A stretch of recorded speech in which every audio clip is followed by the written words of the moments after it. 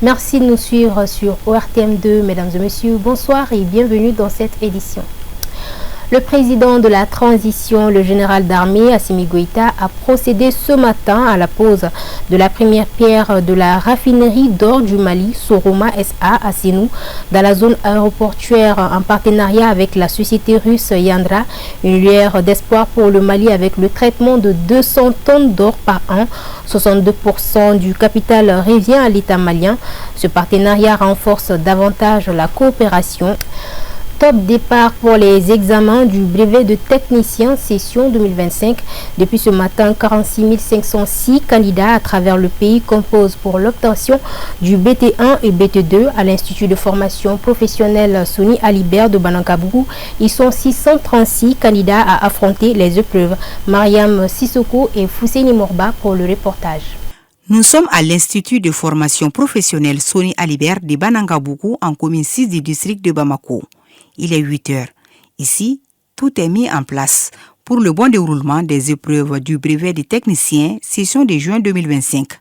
Premier acte, exécution de l'hymne national et contrôle d'identité. Vu les dispositions prises en amont, tout se passe bien. Ok, puisque c'est le BT1 et le BT2, au niveau du BT1, on a 3976 candidats. Et BT2, c'est 1582 candidats. C'est des enfants qui sont conscients de l'enjeu de ces examens également. On a privilégié quand même, moralisé sur les principes de l'éthique qui régissent tous les examens. Ce n'est pas les premiers, donc assez de messages ont été véhiculés pour le bon déroulement des examens. Ils sont au total 636 candidats répartis entre 21 salles. Des candidats partagés entre anxiété et sérénité avant l'ouverture de la première enveloppe. Bon, pas mal. Ça se déroule bien. On a vu ça, mais cette année, j'espère que ça va aller. C'est obligatoire parce que c'est ma première fois de passer le BT1. Donc, c'est pour ça.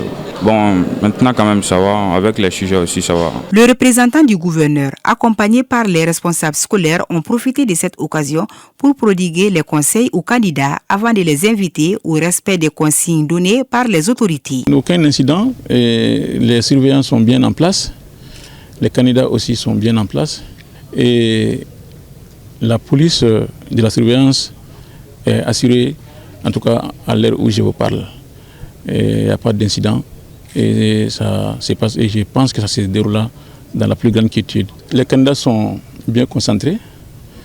Je leur ai passé le message qu'ils soient sereins, assidus et de compter sur leurs propres efforts, gage de toute indépendance dans la réussite. Il faut signaler qu'à l'échelle nationale, ils sont au total 46 506 candidats inscrits. Le moins que l'on puisse dire, c'est que cette évaluation qui sanctionne l'année académique démarre dans la sérénité. C'est un moment décisif pour des milliers de jeunes Maliens ce lundi 16 juin 2025.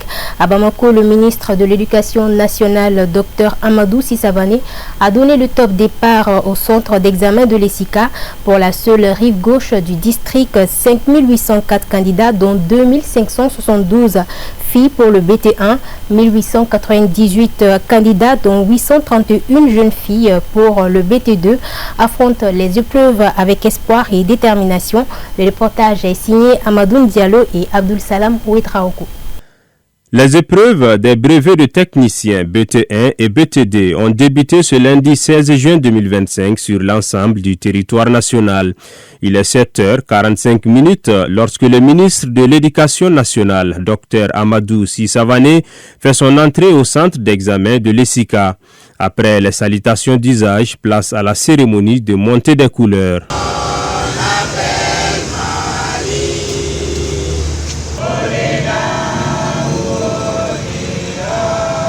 Ensuite, le ministre a échangé brièvement avec les candidats avant de procéder au lancement officiel des épreuves à 8 heures précises dans la salle numéro 3. J'ai fait la 3e année électromécanique. Ça nous fait plaisir, beaucoup de plaisir. Oui, je suis trop confiant ce matin. Oui, un peu abordable. Ce matin, on est là pour faire les examens de BT1, série EM. Cette année, Inch'Allah, tout le monde va réussir les examens. Ce matin, le sujet là, c'est très important. Dans ce centre, 554 candidats, dont 39 filles, prennent part aux épreuves de la série BT1 électromécanique. Comme vous le voyez, tout se déroule normalement et parfaitement. Les mesures sont très simples, c'est-à-dire on applique les textes seulement. Depuis l'entrée, donc on procède à des fouilles corporelles, mais tout en respectant l'intimité des candidats. Donc, mais le sac n'est pas permis, le téléphone n'est pas permis. Donc seulement le candidat a besoin de ses effets personnels pour composer, sinon et sa carte d'identité. L'Académie d'enseignement de la rive gauche, en étroite collaboration avec tous les acteurs du système éducatif, a mis en place les dispositifs nécessaires pour garantir le bon déroulement des examens. Dans les préparatifs des examens, nous avons eu à faire des correspondances au niveau de la direction régionale de la police, afin que les différents centres soient sécurisés. Et au passage, je remercie l'ensemble des forces de sécurité qui nous appuient à chaque fois pour la sécurisation des centres d'examen.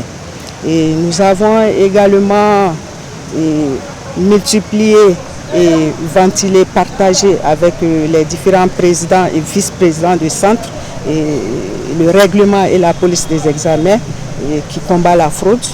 Et nous avons également rencontré ces différents responsables avec qui nous avons échangé pour le bon déroulement des examens. Les surveillants, on leur demande d'être beaucoup vigilants et d'être de bons exemples. Pour rappel, au compte de la rive gauche du district de Bamako, ce sont au total 5804 candidats, dont 2572 filles qui prennent part aux épreuves du BT1 et 1898 candidats, dont 831 filles pour le BTD. Au niveau national, la session 2025 du BT1 et BTD regroupe 46 506 candidats, dont 19 813 filles et 26 693 garçons, répartis dans 145 centres à travers le pays. À présent, gros plan sur l'hygiène des toilettes dans certains marchés de Bamako. Ces lieux de rassemblement connaissent bien souvent un déficit criant en infrastructures sanitaires adéquates. Malgré l'importante affluence quotidienne, parmi les marchés les plus concernés figurent en bonne place ceux de Wonida et du marché rose, où les toilettes, quand elles existent, posent de véritables problèmes d'accès, de salubrité ou d'hygiène. À qui appartiennent ces toilettes? Comment sont-elles entretenues? Des questions auxquelles tente de répondre Mariam Konaté dans ce reportage. La gestion des toilettes publiques est devenue un véritable casse-tête à Bamako. Au sein de nos marchés, elles sont insalubres de telle sorte que leur utilisation laisse à désirer. Nous sommes au grand marché de Bamako, communément appelé marché aux roses, un endroit qui ne manque pas de monde. Cette forte concentration humaine engendre forcément des besoins naturels qu'il faut impérativement satisfaire. Et pour cela, il faut des lieux d'aisance et de soulagement répondant à certaines normes hygiéniques. Malheureusement, ce n'est pas le cas. Oui, moi je les utilise. Les toilettes d'ici sont propres. Elles ne sont pas du tout sales. Il y a beaucoup de monde, c'est difficile de gérer nos toilettes, sinon je fais de mon mieux pour garder les lieux propres. Mais certaines personnes, parfois mal intentionnées, nuisent à notre travail. On nettoie tout le temps, mais ils n'en font pas bon usage. Ces toilettes sont à nous, alors prenons-en soin. D'après nos constats, à l'entrée de ces toilettes publiques, on est saisi d'une odeur nauséabonde à retourner l'estomac. Ces coins du marché ne cohabitent pas décidément avec la propriété. Ce n'est pas facile. On reçoit des centaines d'utilisateurs chaque jour. L'entrée est payante. Les gens doivent faire attention pour nous aider à garder les lieux propres. On lave 2 fois par jour avec du savon liquide et de l'eau de javel. Les 50 francs CFA qu'on perçoit servent à entretenir les toilettes. Changement de décor, autre marché, même réalité. Nous voilà à Wonida, situé en commune 2 du district de Bamako. Ici, plusieurs blocs sanitaires sont alignés et ils sont acceptables qu'ailleurs. Oui, j'utilise les toilettes publiques. On y va pour faire nos ablutions ou nos besoins naturels. Ce n'est pas toujours facile. Le gérant fait de son mieux. J'en appelle à tout un chacun pour qu'on en fasse un bon usage.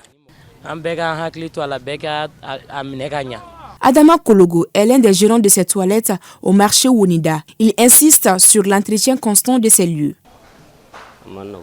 Gérer ces toilettes, ce n'est pas facile. Beaucoup ne les utilisent pas correctement. Ils jettent des couches, des cotons hygiéniques dedans. Le prix va de 25 à 50 francs CFA.